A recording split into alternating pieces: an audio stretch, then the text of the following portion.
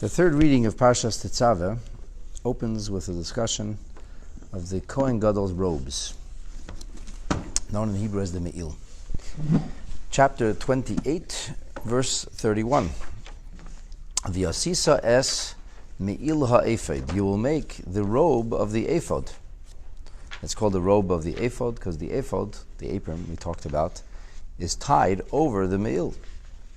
You make this Me'il, you make this robe, Klil Tchelis, of purest Tchelis. Tchelis is that turquoise, like greenish blue kind of wool. We don't really know how to find that dye anymore. It also showed up in our tzitzit, and it has various other uses throughout the Mishkan, in both the tapestries as well as the other clothing of the Mishkan mixed in. But this Me'il is purest Tchelis, all Tchelis. Rashi says, Es Me'il ha'ephod, the robe of the apron. So Rashi says, Ha-me'il, the ha-ephod, the me'il and the ephod are actually two separate garments. They're not the same garment. It's not me'il ha-ephod, does not mean this is the apron robe. But in fact, the reason that it's called me'il ha-ephod is because ha-ephod nasun olav, because that backwards apron of sorts is placed over it. L'chagura, it serves as its belt. So that's what girds the robe. There's the tunic, and it has an avnet, it has a special belt or a sash. And then there's the robe, and the robe has a sash over it. And the sash is the sash or the belt that comes from the apron that we learned about. What's the meaning of klil? Klil means 100%, pure, with nothing else mixed in. Kulei tcheles, it's entirely tcheles, says Rashi. Ein min acher ma'oirav boy. There is no other material that's mixed into it. It's only tcheles, klil tcheles, entirely tcheles. Okay. Now let's hear about the details. What does this look like? So the Chumash, the Torah, tells us about the opening for the head that was used in this robe. V'haya pi roshei b'seichei. The opening for the head will be right in the middle of it. Safa yiyeh lefiv. It'll have a lip woven in around the opening. Saviv. Maise oirig. It'll all be woven. So it has this like double lip around the head, and it's going to be woven kefi sachara, like a coat of mail. Yiyeh should have for it. Why is it necessary to make sure that the opening of the robe is going to be of a double or more durable, thicker nature? And that's because lo yikorea, it shall not be torn. So whenever you have the opening, the head of a head in some kind of garment, there's always a possibility for it to be torn. And in fact, that's what naturally happens. So therefore, the Torah says you have to make sure that is reinforced so that it cannot tear, because having it torn is actually an avera. Rashi explains, V'haya pidoshe. So Rashi explains that basically there are two holes in this me'il. One is to get your head through the top, and the bottom one is for your feet. So the me'il is like a tube, really, right? But it's got a head, a hole for the head, and a hole for the feet. So al pi me'il begavai, on the hole of the robe, on the top of it, which is where the head or neck protrudes, hu psichas beis hatzavar, that's the area where the neck comes out of. B'seichai. Rashi says kitargumai. You should understand this as the Targum renders it, kofil gavei, doubled into it, like kind of a lip. Kofil ateichai, that inside it has like a double reinforced edge. Lihiyes le'safa kfilasei, that the edge is doubled. Maise oirig, v'haya maise oirig, this was all woven. It wasn't something that was sewn on after. V'loi b'machat, not sewn. And kefi tachara, like a coat of mail. Rashi says that, what does this mean? Lomadnu, it teaches us, shahasiryonim shalahem pihem kaful l'teicha. From this we can see that the coats of mail that people once wore, and it seems like in the time of Rashi the coat of mail was different, but the coat of mail in the time of the Chumash had a double lip. So that was thicker around the opening, and therefore the Torah says it should be like a coat of mail, because that was the common garment that had a thicker reinforced opening. Okay. That's all very technical, very practical. And the whole idea is that it shouldn't be torn. The Chizkuni emphasizes that the mouth of the me'il, as it's proverbially called, is right in the middle. So it's like, think of like a poncho. You have this large cloth, and right in the middle, that's where you have the opening. And there are different opinions. The Rambam seems to believe that there's no sleeves. It was like a big poncho, or like a big pair of tzitzit. Rashi seems to indicate that there were sleeves. But at any rate, this was kind of like a pullover. Didn't have buttons in the front. You pulled it over your head, and that's why we have to be so careful to make sure that the lip is doubled over. The Rashbam says, this cannot be added at a later time. It has to be b'shas hariga. When you weave the cloth to begin with, you have to make sure to leave an opening, and therefore it won't be torn even afterwards. All right, so now we move from the head or the top of this garment, now we move to the hem, to the bottom. There's one Rashi we missed out here, le'yikorea, it will not rip. Rashi says that it's not matter of fact, but rather an explanation. The reason that this is done in that fashion is kidei shale'yikorea, so that it will not rip. V'hakoiroi, and by the way, one who does rip this, purposefully, intentfully, bilav, he violates a negative commandment of the Torah. Shezeh miminyan halavim. This is one of the 365 negative commandments in the Torah that's enumerated. Shabbatayra. V'chein. Similarly, we read earlier about the choshen not moving away from its place on the heart of the Kohen. LaYizach haChoshen, that the choshen should not move away. V'chein leYasuru mimenu. Also, what it says earlier that there are staves or poles that are placed in the golden box called the Ark, the Aron. So too, they're not removed. They stay right there, and if one does, then that would be a violation of the Torah. So Rashi chooses this location, this pasuk, to tell us that this, as well as previous verses, in which the Torah says such and such will be the case, this is actually a commandment. It's one of the mitzvahs, and Rambam actually holds like that. It's in one of the mitzvahs, Sefer HaMitzvahs. Okay, moving out to the hem, verse 33, V'yasisal shulav, you'll make at the hem of this robe rimoine tcheles v'argamon v'telas shani. You'll make little pomegranates, and these pomegranates will be made, woven of tchelet and argamon and the telat shani. So various different wools that we've already discussed multiple times, and these will be al shulav, on the hem, saviv, around, u'pamoine zahav b'seicham, and there will be gold bells within them. Saviv, all the way around the hem. And the Torah goes on to speak in verse 34, details now what the hem was going to look like. Pa'amain zahav v'rimain, a bell of gold, a pomegranate. Pa'amain zahav, a golden bell, v'rimain, and a pomegranate. Al shulav, on the hem. Hame'il saviv, which is on the hem, round and round. So in other words, it rings the entirety of the hem of the robe. Al Aaron l'sharis, it will be on Aaron when he serves. V'nishma koiloi b'voy al hakodesh, the sound will be heard when he comes into the sacred precincts, l'fnei Hashem, before God, u'v'tzeisoi, and when he leaves. V'lo yamos, and he will not lose his life as a result of coming in an inappropriate fashion. Okay, let's take a look now and see how Rashi interprets these couple of verses that we just read. Rimoine. It says the terminology that's used is pomegranates. Rashi says, what did these pomegranates look like? He says, agulim, round, v'chalulim hayu, and they were hollow. So they were round and hollow. And they appeared, they had the appearance, kemin rimoinim. They looked like a rimoin, hu asuyim kebeitzas hatanigolis, but not an ordinary rimoin. They had like an oval shape. They were not round. So really and truly, most of the pomegranates that I've seen are round in shape. They're kind of compact. They're stout. But this was a different looking kind of rimoin. This was an oblong kind of rimoin. And I guess it was a rimoin because its opening had like a little star, right, coming out in the opening, but it was oblong shaped. So it's called a pomegranate, but it actually looks like an egg. Rashi's pretty clear about that. Upamoine zahav, and then there was golden bells. So Rashi says that the golden bell was comprised of two parts. There was zagin, im in beilin.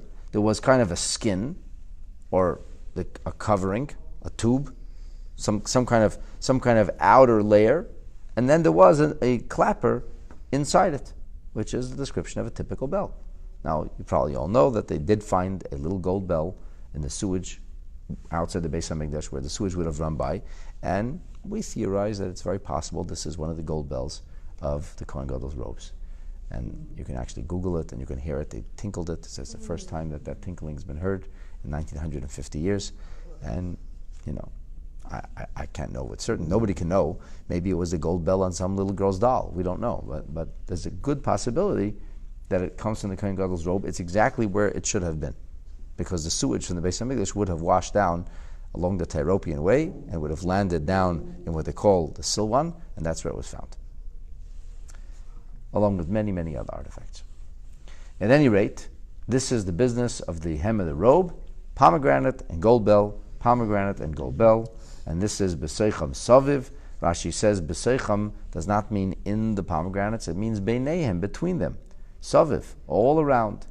Bein kol d'meinei, between all of the little woolish, the greenish wool and red pomegranates, there was pamein echad, and it was davik v'tali b'shul hamil. There was a bell, and that bell was attached, was fastened to the hem of the robe. Rashi says pamein zahav v'rimain, pamein zahav v'rimain. The Torah is giving us the order of how it's placed.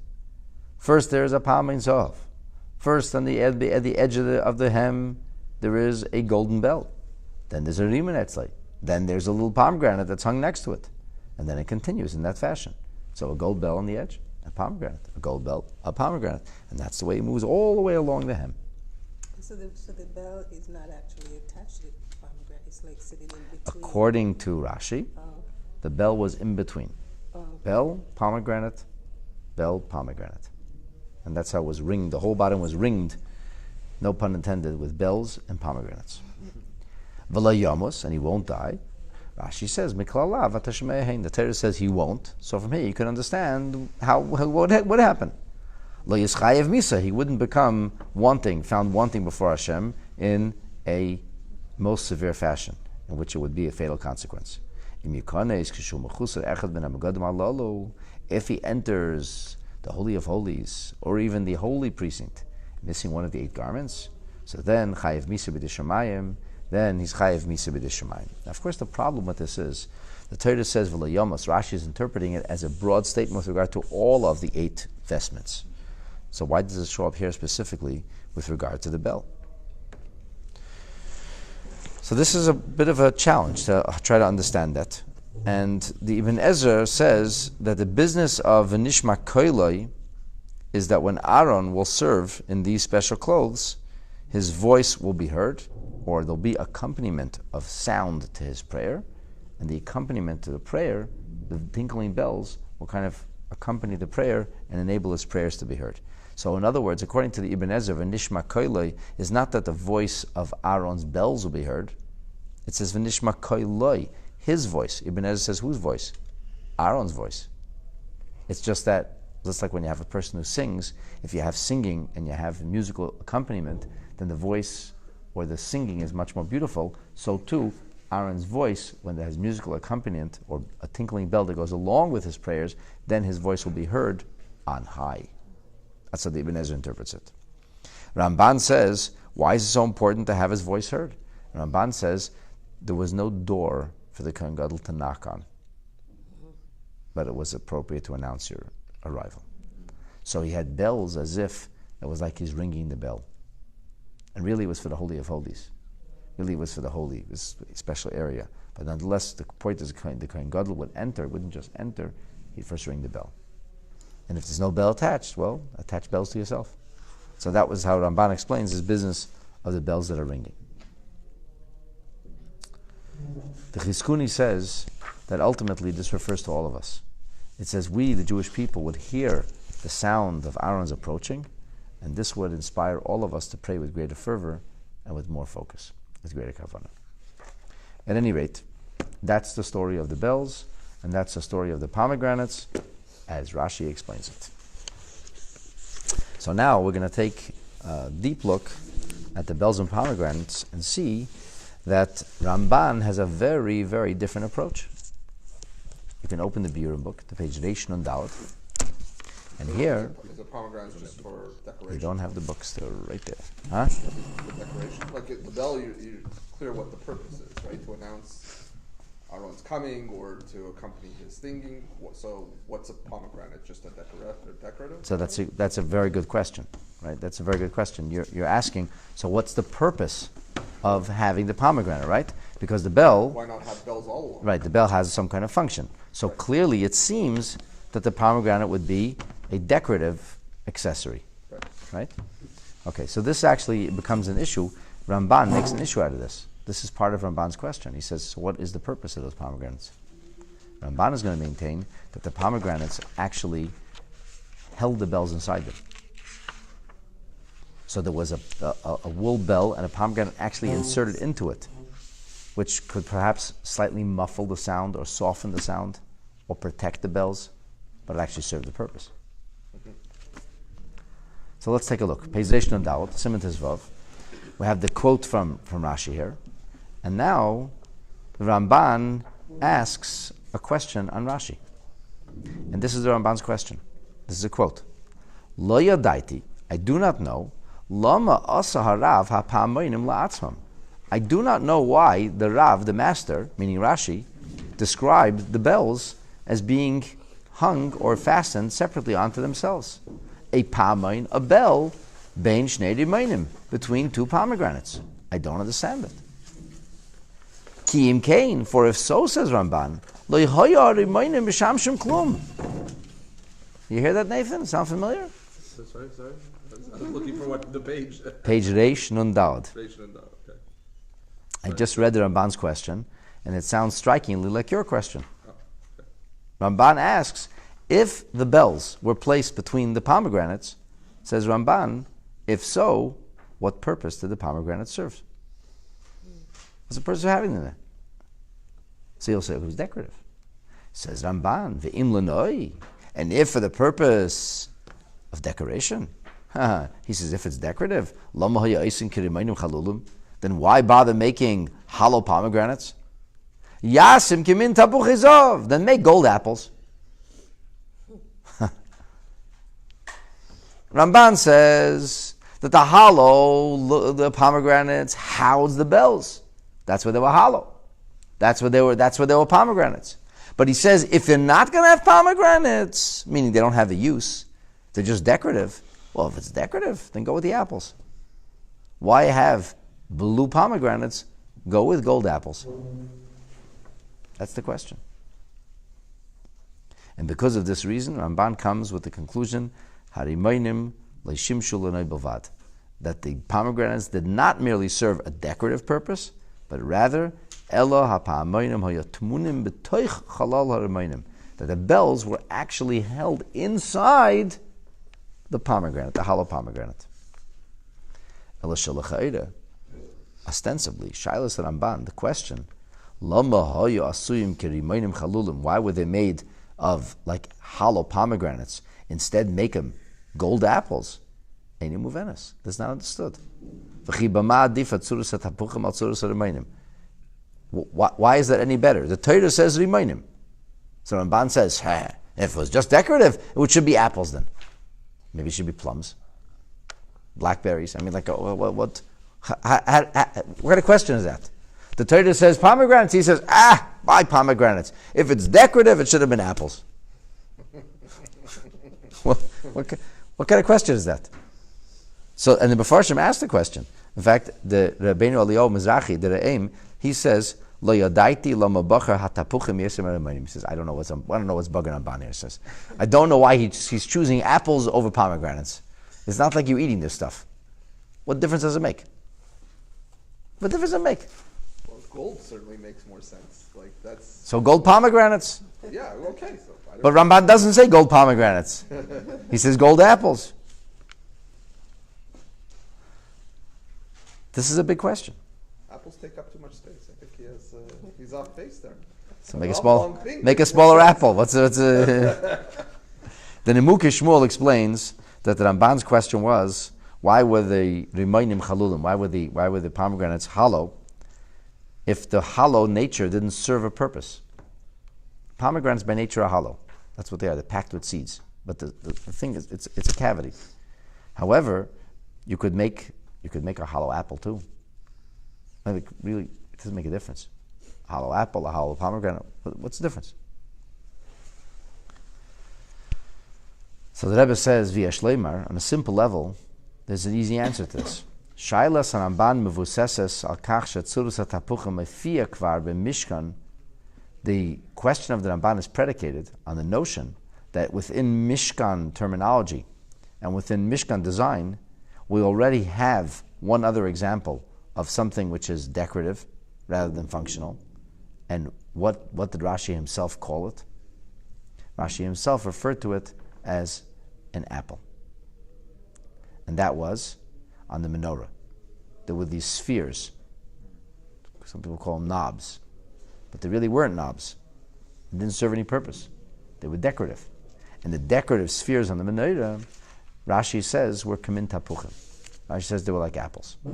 So Ramban's question is, if you're going decorative, stick with the style. For some reason, decorative things, decorative circles, are apples. Okay? So if it's decorative, it's got to be apples. And therefore, Ramban is saying, clearly this is not decorative. Had it been decorative, we would have gone with the old, pre-established system already. The design that we have from before is that they're going to be apples. But there, Ramban is trying to prove that this is not decorative.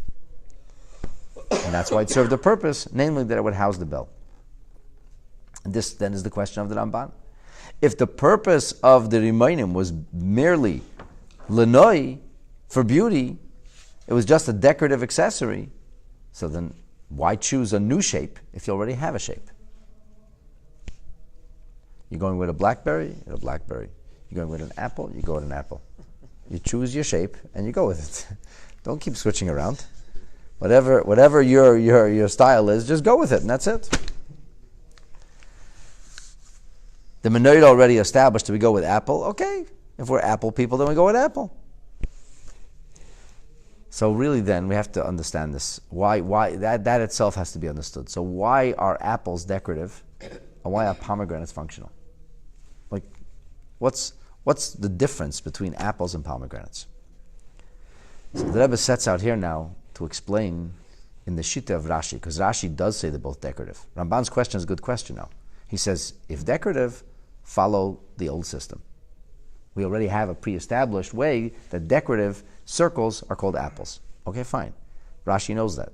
And yet, Rashi said apples when he talked about the menorah, and here he says these are decorative and they're pomegranates. What's Rashi thinking? So the Rebbe says something absolutely unbelievable. This is mind-blowing. It's mind-blowing. It's just pure genius. Matzinu shebnei Yisrael nimshalu hein letapuach ve'hen lenimin. The Jewish people as a nation are metaphorized as two circular shapes. We're told apples and we're called pomegranates. We're not called peaches or plums. We have lots of nuts, but the almond is not one of us. The fruit that we are described as is apples and pomegranates. And both of these are found in the Song of Songs, which seems like a lurid romantic poem, but really, Rabbi Akiva said it's called Kodesh HaKadoshim. It's the holiest of all the scripture, and it describes the Jewish people. So in the second chapter of the Shir HaShirim, of the Song of Songs, in the third verse, it says, it metaphorizes and compares the Jewish people to a beautiful apple tree in the forest surrounded by ordinary trees. So we give fruit, and the rest of the trees don't give fruit. Now, if you look in the Mefarshim there, it says that the other trees have more shade. They're leafier and shadier. But the beloved sees the object of his love and says, forget the leafy shade. Here I see fruit. And this represents the Jewish people producing mitzvahs, which mitzvahs are metaphorized as fruit. It says, Kitapuach ba'atze hayar, like an apple tree amongst the trees of the forest. But we're also compared to the Rimain. In the 4th chapter, again in the 3rd verse, here the description is of the face. And there's a question whether this refers to the temples or the cheekbones, but it's all really a metaphor. A hollow part of the head. And it says, Kepelach harimer kascha. Your cheekbones or your temples are like the split part of the pomegranate, which is obviously a metaphor, because we don't have ruddy cheeks or high cheekbones. That's not the point. The point, though, is that we're metaphorized. The beauty of the Jewish people is metaphorized in the image of the pomegranate. So the Rebbe says, which one are we? Are we apples, or are we pomegranates? Which fruit captures our essence best? And he says, really, it depends how we're behaving. A tapuach represents us bedarga ruchnius nailis, when we are on the top of our game, when we are fully developed in our spiritual potential. And then we're called like an apple. Because if you look at the verse there, it says, this tree is different than all other trees. Why? Because it gives fruit and the others don't. So the others don't provide, and we do provide. That speaks of a Jew who's providing, who's doing his job. But then, the rimoin is when we're at a lower level. And this fits in beautiful corollary with the statement made by our sages, which is found on Maseches Brachos on page 57, that our sages say, Afilu reikanim shebecha, that even the empty ones amongst you, because the pomegranate is hollow, Maleyim mitzvahs karimin, they're packed full of mitzvahs, like a pomegranate is filled with seeds. Umikan, the Rebbe says, from here we can see a hevdel ben ha-kafteirim shebameneira l'rimoinim shebamil. From here we can see the difference between the apples, or the spheres on the menorah, and the pomegranates on the bottom of the hem. The menorah is metaphoric of the Jewish people when they're on fire, when we're radiant, when we're all aglow. B'dargasam haruchnius, in our spiritual level. As we find that the 7 branches of the menorah also represent different levels in Avodas Hashem, and everything's aflame. Everything is brilliant, everything's lit up. It's great. Therefore, the spheres, the decorative spheres in the menorah, what image would they be in? Apples. That's only natural. Here we are, beautiful, shiny, gold, and aglow. Okay. Hashulayim, the hem on the other hand, is where? Not on the top. That's kefi sachara. We talked about the top of the meal already. There was no accoutrements there. It was just double, was reinforced. What'd you find on the bottom? What was there on the hem? The hem represents the very bottom. And this represents the idea of Bnei Yisrael, shedargasam haruchnius nechusa, that their spiritual level is actually quite low. And they're kind of just barely hanging on for dear life. They're hanging on to the hems of the Kohen Gadol. That's how they get dragged into the Kodesh HaKadoshim. They're just hanging on. And this represents the Jewish people who are not on top of the game. Therefore, the decorative nature of these accessories on the hem, they come in the image of a rimoin, because the rimoin represents a yid who's not on top of his game. So therefore, Ramban asked the question: if decorative, it should be an apple. Rashi would say to him, "No, my dear Rabbeinu Moshe. When we're a menorah, then the decoration is apple. When we're in the hem, then the decoration is pomegranate." And this helps us understand, because afilu, the rekonim, even the empty ones, malayim mitzvahs kerimoin. Now, of course, you can come back and say, what was Ramban thinking then? The Rebbe made so much sense out of Rashi. What was Ramban thinking? So the Rebbe says, we know that Rashi is pshuta shel mikra, a straightforward interpretation. Ramban, his interpretation incorporates secrets of Kabbalah. So therefore, from a mystical perspective, even a yid who's at a low ebb, if you go drill down to his essence, he's still an apple. On the surface, he's a pomegranate. But deep down, from Ramban's X-ray vision, he still could be an apple. And therefore, Ramban says, if decorative, we're going to stick with the apple motif. Rashi says, sorry, and Pshuta Shel Mikra, on the surface, a yid who is aglow, he's a menorah, he's an apple. Otherwise, he's in the image of a pomegranate. So do we factually believe that it was decorated with pomegranates? Listen, Mashiach will come, we'll find out exactly what it looked. There were definitely pomegranates. There were definitely bells. Both were there. Exactly how it was, we don't know. All ideas in Torah are true. And the lessons for us are abundant and obvious.